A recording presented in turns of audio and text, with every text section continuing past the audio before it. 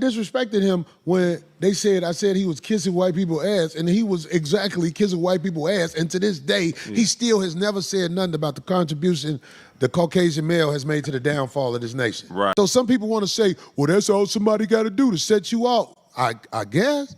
I ain't from that world. Where I'm from, people don't go there with you. Right. But he had the whole place set up, man. I was like, okay. You know, another thing he depended on, which was error and logic, is called false equivalency. He understands how we was raised, the era we was raised in. You know, he really did study. He understands, the type of environment we came from. So he knows that people are going to take whatever they see and equate it to something because they're not going to have enough understanding of what's going on to make an appropriate decision. So he knows that there's going to be some false equivalency. People are going to think this happened and this didn't happen. And it's nothing. Anybody that's thinking, that has a logical mind, knows the play, they laugh at it. I can't give him credit for shit. Yeah. Because I don't care what you studied. When I was in your grill, you did not say it. That's why I told D to move. I'm like, oh, I'm finna bust this motherfucker. It's real shit. This motherfucker think I'm joking? And I kept getting him out. So I don't care what somebody say, it's the glasses. When you wear glasses, people think you smart. But I think the people that think people that wear glasses are smart are the dumbest. What's up? This bruh, man, from the fifth flow. I just want you to know that you watching You Just Got Juiced reactions. Don't forget, you got the juice now.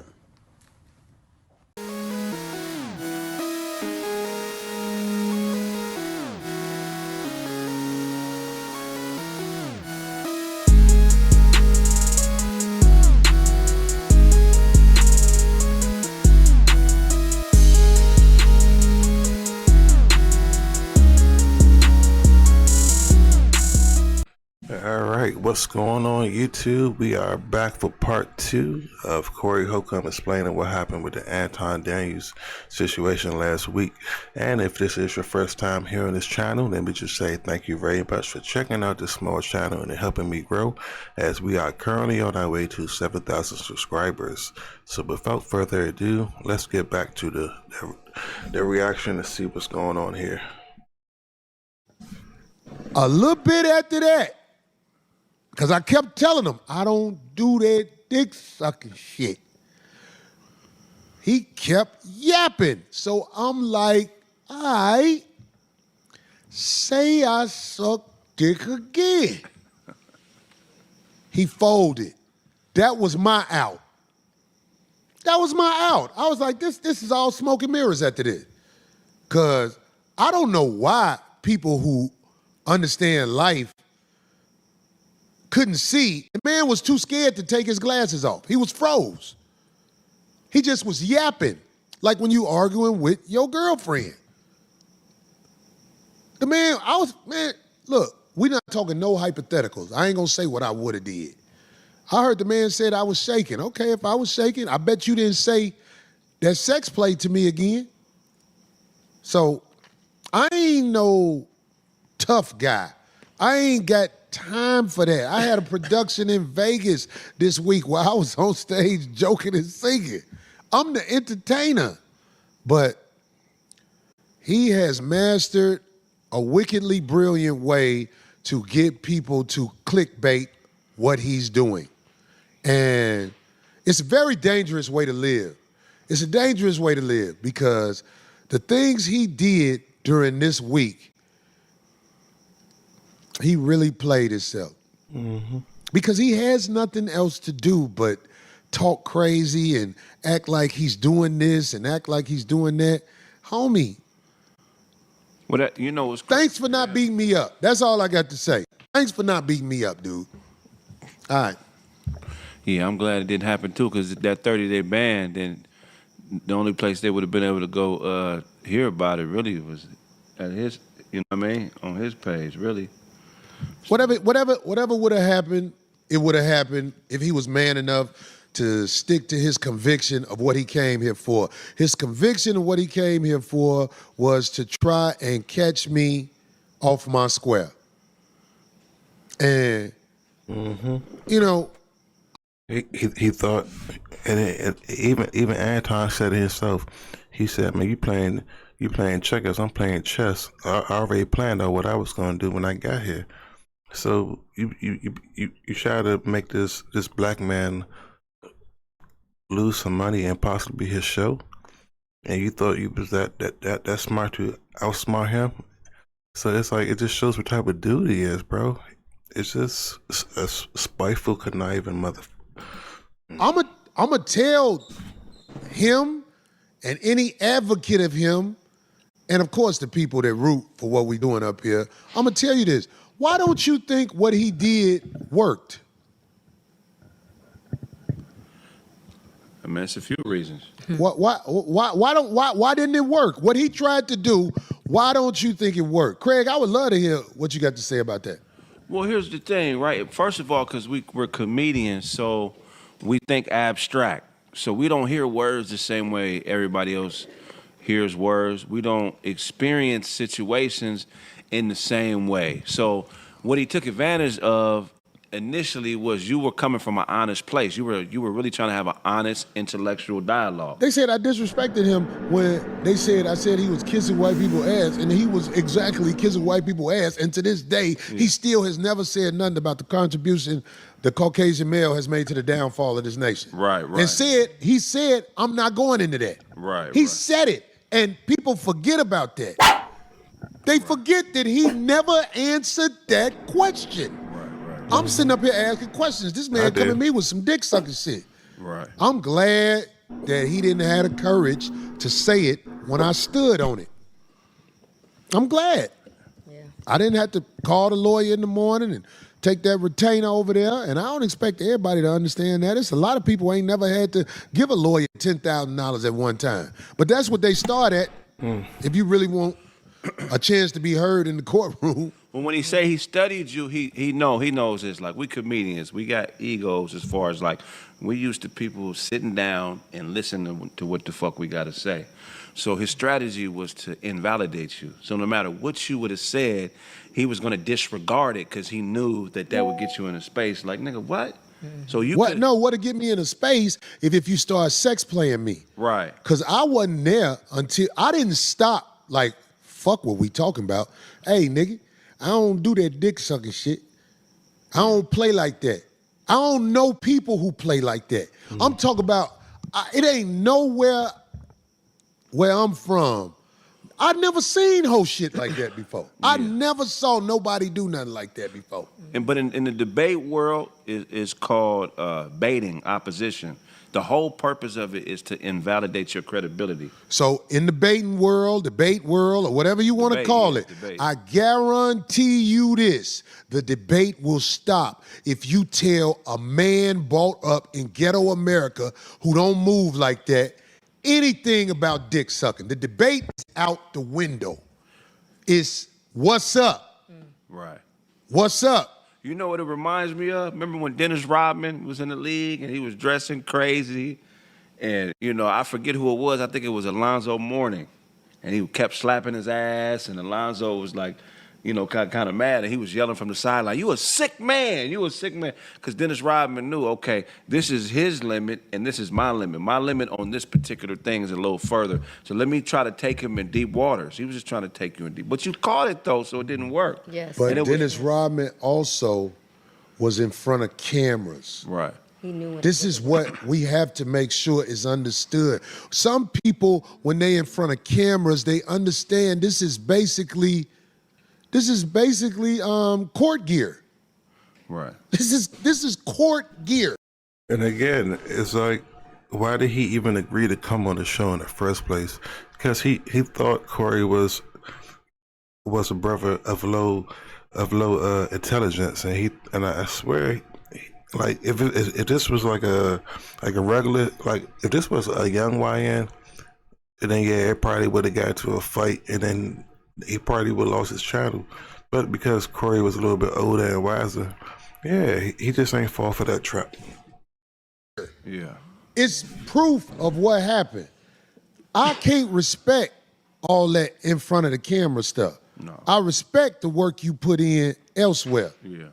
But he don't want your respect. Well, he ain't gotta have my respect. yeah. But I'm just saying, if you want, look, I am not ashamed of my masculinity. All my young guys out there who watching this, they're gonna try to make you think something's wrong with you if you have a line that a batty boy cannot cross. If you have a line where you like, don't play with my sexuality like that, they're gonna make it seem like you're hateful or you're something. You're not hateful, you are a man. You built like that. You're supposed to fold it up as much as you can in this crazy world. But if somebody is testing your manhood like that, man, I'm telling you, man, I don't care how well composed you are. We still animals. All day. Don't play with mine, whoever you are. So some people want to say, well, that's all somebody got to do to set you out. I guess. I ain't from that world. Where I'm from, people don't go there with you. Right. But he had the whole place set up, man. I was okay. He, another thing he depended on, which was error and logic, is called false equivalency. He understands how we was raised, the era we was raised in. He really did study. He understands, the type of environment we came from. So he knows that people are going to take whatever they see and equate it to something because they're not going to have enough understanding of what's going on to make an appropriate decision. So he knows that there's going to be some false equivalency. People are going to think this happened and this didn't happen.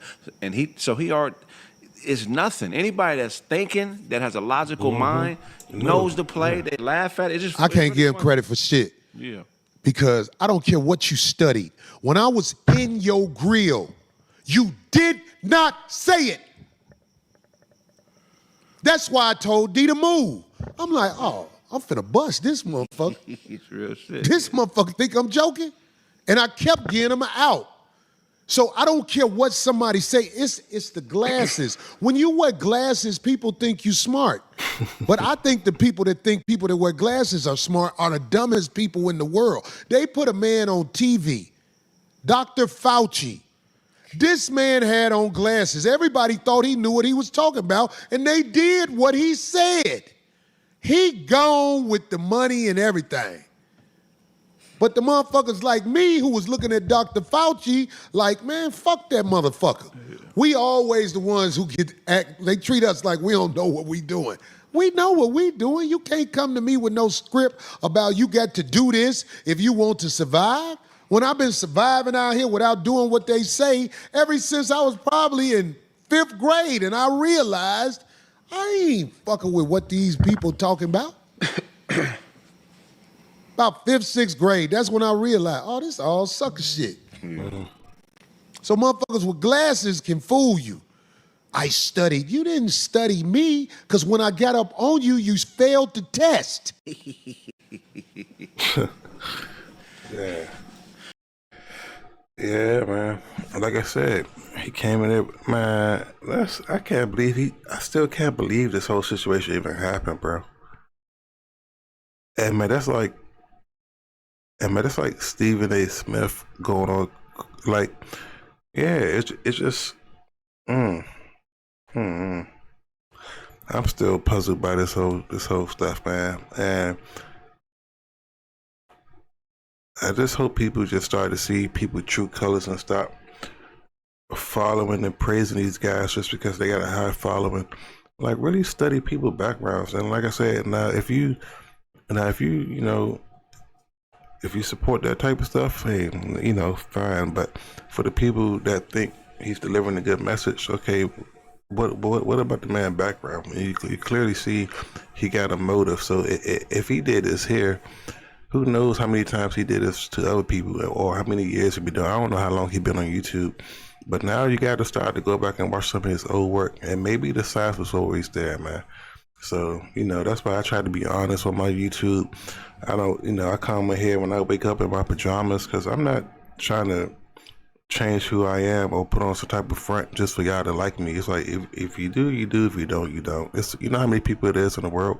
So yeah, I'm not going to be everybody's cup of tea, but that's fine, man. That's why there's other people out here for YouTube for that.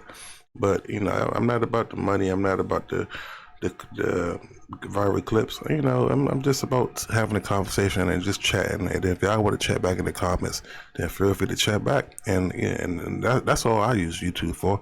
It's just another way to express myself to people and see how other people think about the same situations in the world. And then that way I don't have the same view, and I can kind of open up my horizons and stuff like that, and maybe vice versa. I'm not trying to convince nobody to think like how I think, but I do give my opinion, and then maybe you might agree with it, maybe you don't. But the way Anton is carrying it, I don't know, bro. Like I say, I got certain type of views on police shootings and stuff like that. But again, I'm not. If that subject comes up, I'll talk about it. But I look, it's a tricky situation, man. And hopefully we all learn something from this. But yeah. But I'm gonna pause it right here and make sure y'all subscribe and push our notifications on if y'all want to catch part 3 of this. Cause it seems like he still got a lot to talk about, and he still ain't even bring up the female that was there. So yeah, I catch you guys for the next video, and don't forget you guys got the juice now, and we are out of here. Beep, beep, beep, beep.